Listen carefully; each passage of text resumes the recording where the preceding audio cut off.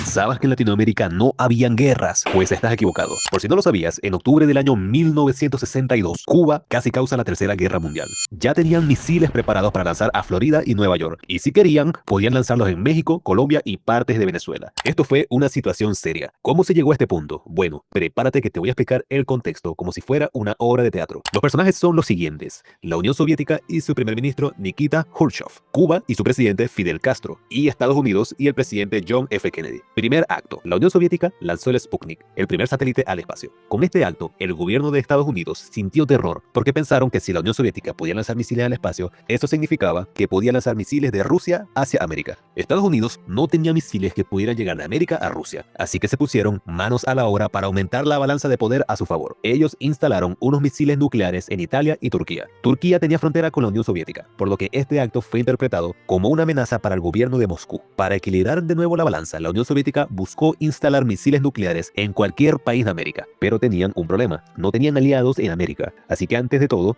el primer paso era buscar un aliado en América. Segundo acto: en Cuba, en 1958, Fidel Castro lideró con éxito una revolución socialista. Al principio, todo iba bien entre él y el gobierno de Estados Unidos, pero las relaciones se volvieron tensas cuando Fidel empezó a expropiar empresas americanas que tenían bases en Cuba. En este momento, Estados Unidos buscó derrocar a Fidel porque lo veían como una amenaza a la paz de todo el hemisferio. Primero financiaron una invasión directa a Cuba en 1961. Esta invasión fracasó y consolidó el gobierno de Fidel Castro. Luego de este fracaso, Estados Unidos usó su poder e influencia para desestabilizar de todas las formas posibles al gobierno cubano. Diseñaron un plan secreto llamado Operación Mangosta. Con este plan, dificultaron el suministro de provisiones a Cuba, financiaron propaganda anti-Fidel Castro por toda Latinoamérica y diseñaron una red de espías dentro del gobierno cubano para poder extraer información delicada. Tercer acto: la Unión Soviética ve el escenario de Cuba como el ideal para buscar ese aliado que pueda equilibrar la balanza de poder con Estados Unidos. Cuba sentía que en cualquier momento Estados Unidos usaría su ejército de manera directa para invadir Cuba. Khrushchev, sabiendo esto, logró un acuerdo de alianza con Fidel.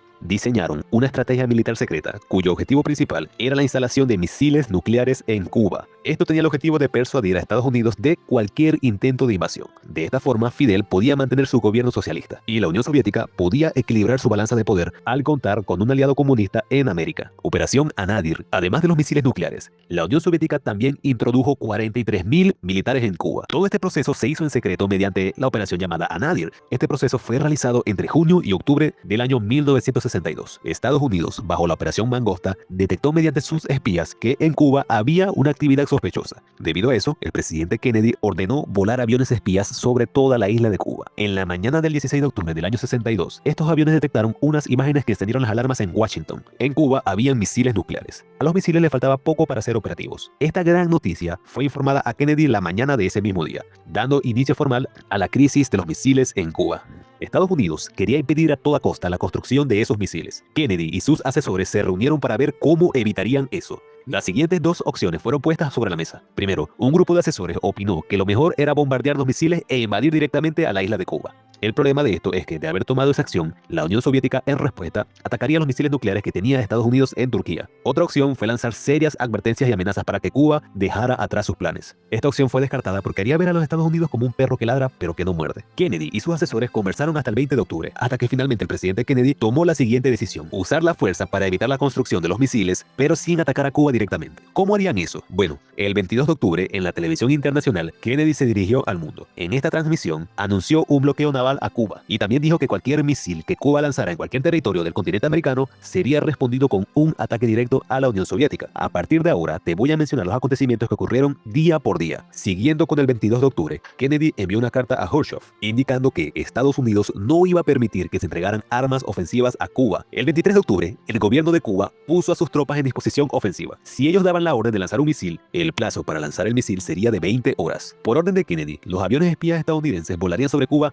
2 veces al día. También se dio la orden de atacar a cualquier base antiaérea que atacara un avión estadounidense. El primer ministro soviético solicitó al gobierno cubano que bajo ninguna circunstancia atacara a un avión americano, porque si no, todo iría peor. El 24 de octubre, Khrushchev respondió la carta de Kennedy. Dijo que bajo ninguna circunstancia sus barcos retrocederían. Ese mismo día inició formalmente el bloqueo naval a Cuba. Estados Unidos recibió ayuda de Argentina y Venezuela Venezuela para bloquear el paso de buques soviéticos en el Mar Caribe. Normalmente cuando un barco estadounidense interceptaba un buque soviético, estos obedecían la orden de retroceso. Aunque ambos países actuaban de manera amenazante, la verdad es que siempre evitaron una lucha directa para no escalar a una guerra nuclear. Los consejeros de Kennedy morían de ganas de iniciar una invasión a gran escala a Cuba porque no veían viable este bloqueo naval. El 25 de octubre, dentro de Cuba, los militares se estaban preparando para una invasión estadounidense. También estaban trasladando material nuclear a las bases operativas para tener la mayor cantidad de misiles disponibles. Kennedy cada vez estaba más presionado por el alto mando militar americano y dio la orden de que ahora los aviones espías volarían sobre Cuba cada 2 horas. Esta decisión fue peligrosa porque mientras más aviones volaran sobre Cuba, mayor era la posibilidad de que uno de ellos fuera atacado por las defensas antiaéreas de Cuba. El 26 de octubre fue un día de bastante intercambio de información. Khrushchev envió una carta a Kennedy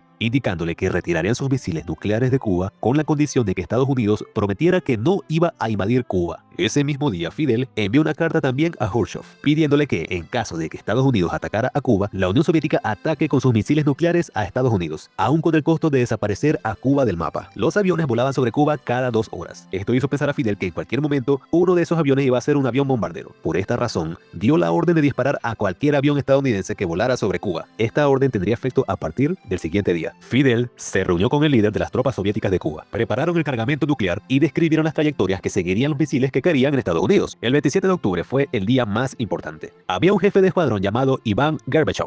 Él localizó un avión estadounidense volando a cielo raso sobre Cuba. Solicitó la orden para disparar, pero sus superiores indicaron que tenía que esperar la aprobación del alto mando militar. En ese momento, la comunicación se perdió durante más de 20 minutos. Iván en ese momento recordó la orden dada por Fidel el día anterior y decidió disparar. En ese momento se produjo el primer fuego cruzado de esta crisis. Iván derribó un avión estadounidense, dando de baja al instante al piloto de ese avión. Este suceso fue informado a Kennedy. Todo el alto mando militar estaba presionando a Kennedy para lanzar de una vez por todas el ansiado bombardeo a Cuba y posterior invasión. La última palabra la tenía Kennedy. ¿Y saben qué decidió hacer? Pues nada. Él sabía que una respuesta agresiva de Estados Unidos haría estallar la Tercera Guerra Mundial. En su lugar, se dispuso a responder la carta enviada por Khrushchev el día anterior, prometiendo que si los misiles eran retirados de Cuba, Estados Unidos se comprometía a no invadir la isla. Esa misma noche, Kennedy envió a su hermano a hablar con el embajador soviético. Él le hizo saber al embajador que el presidente estaba recibiendo mucha presión por parte de los militares y que si los cohetes no eran retirados de manera inmediata, la invasión a Cuba comenzaría la siguiente semana. Además de eso, le propuso algo que en ese momento aún era un secreto para los militares. Estados Unidos también estaba dispuesto a retirar sus misiles de Turquía. Le reiteró que ese aspecto del trato era secreto y que nadie del mando militar americano podía saberlo. Otro escenario peligroso ocurrió ese mismo día. 11 barcos destructores de Estados Unidos detectaron un submarino nuclear soviético en aguas muy profundas. Ellos querían que el submarino saliera a la superficie. Para hacer eso, les lanzaron una especie de bombas que estallan por presión al sumergirse a cierta profundidad. Este submarino tenía varios días sin comunicarse con Moscú. Tenía 3 hombres al mando. Estos generales no sabían si la guerra ya había empezado, así que tenían que decidir si atacar a los barcos o subir a la superficie a su propio riesgo. Para poder atacar, los 3 oficiales al mando tenían que aprobar la orden. 2 de ellos estaban de acuerdo, pero el otro, el oficial Vasily Arkhipov, dijo que no, que debían esperar órdenes de Moscú. El submarino subió a la superficie, tuvieron una discusión tensa con los barcos americanos y luego los 3 jefes del submarino dieron la orden de regresar a la Unión Soviética. Esto quedó registrado como un evento de reconocimiento más y ya. Si Vasily Arkhipov hubiera aprobado atacar los barcos americanos, el submarino hubiera lanzado un torpedo nuclear que tenía una fuerza equivalente a la bomba de Hiroshima. De esto haber ocurrido, Estados Unidos hubiera respondido con un ataque nuclear directo a la Unión Soviética. El 28 de octubre, los funcionarios soviéticos decidieron aceptar la propuesta del presidente Kennedy. Como la situación era de emergencia, decidieron responder a la propuesta de Kennedy mediante un comunicado en la radio estatal de Moscú. En estas negociaciones no se tomó en cuenta a Fidel Castro, quien se enfureció al enterarse de la noticia y le planteó al primer ministro soviético que en el acuerdo añadiera la retirada de Estados Unidos de la base militar de Guantánamo y que cesara el bloqueo económico. Los argumentos de Fidel eran válidos porque realmente Estados Unidos no dio ninguna garantía, pero Khrushchev decidió tomar esta negociación sin tomar en cuenta a Fidel porque tenía miedo de que Fidel tomara una acción por su propia cuenta, como ya estaba haciendo los días anteriores disparando aviones estadounidenses. Conclusión: los aviones espías estadounidenses mostraron que la Unión Soviética ya estaba desinstalando el armamento nuclear. Una vez demostrado que ya no quedaban armas nucleares en Cuba, Estados Unidos retiró el patrullaje marítimo el día 20 de noviembre. La Unión Soviética informó a Fidel que mantendría su presencia militar en Cuba, pero que no tendría armas nucleares. El final de la crisis fue abrupto, pero es que esto no es una serie de Netflix. No esperes que todo sea una película. ambos países eliminaron amenazas nucleares sin escalar el conflicto a una guerra nuclear. Valga la redundancia, Estados Unidos mantuvo presión económica y política sobre Cuba, pero nunca volvió a ejercer presión militar. Por otro lado, en la Unión Soviética, esto fue visto como una humillación, ya que bajo la perspectiva del gobierno soviético, la Unión Soviética no logró controlar una situación que ellos mismos crearon. Con el paso de los años, Fidel nunca terminó de perdonar del todo a Khrushchev, porque él le dio fin a la crisis sin tomar en cuenta la opinión de Cuba. Por otro lado, una figura importante del régimen cubano hizo el siguiente escrito que no fue publicado hasta años después de su muerte. Como es algo tan risible, indignante y asqueroso, voy a utilizar una voz robótica para no tener que utilizar mi voz para decir la siguiente asquerosidad. La crisis de los misiles de Cuba es el ejemplo escalofriante de un pueblo que está dispuesto a inmolarse atómicamente para que sus cenizas sirvan de cimiento a sociedades nuevas, y que cuando se hace, sin consultarlo, un pacto por el cual se retiran los cohetes atómicos, no suspira de alivio, no da gracias por la tregua, salta a la palestra para dar su voz propia y única, su posición combatiente, aunque fuera solo. En este escrito se puede ver a cierto grado que el Che Guevara era bastante psicópata, porque para él haber destruido Cuba de manera nuclear hubiera sido un acto heroico, pero recuerden que si esto hubiera ocurrido, hubiera sido por decisión de Fidel, no por decisión de los cubanos. A este punto ya Estados Unidos no tenía mucho interés en derrocar a Fidel, y Fidel Castro aumentó su popularidad dentro de Cuba. En ese momento Fidel consolidó una imagen de héroe nacional. Eran sus primeros años en el gobierno, así que los cubanos no sabían en lo que Cuba se terminaría convirtiendo. En esto no quiero detallar porque ya hay muchos videos mostrando la situación de Cuba. Volviendo al tema del primer ministro soviético, ¿ustedes consideran esto como una humillación? Para mí no, porque al menos lograron que Estados Unidos quitara los misiles nucleares de Turquía. De todas maneras, coméntame acá abajo qué opinas tú. Y si quieres ver lo que es realmente una humillación, te invito a conocer la historia de Simo Halha, que humilló al ejército soviético en la Segunda Guerra Mundial. Sin más nada que decir, me despido. Chao, chao.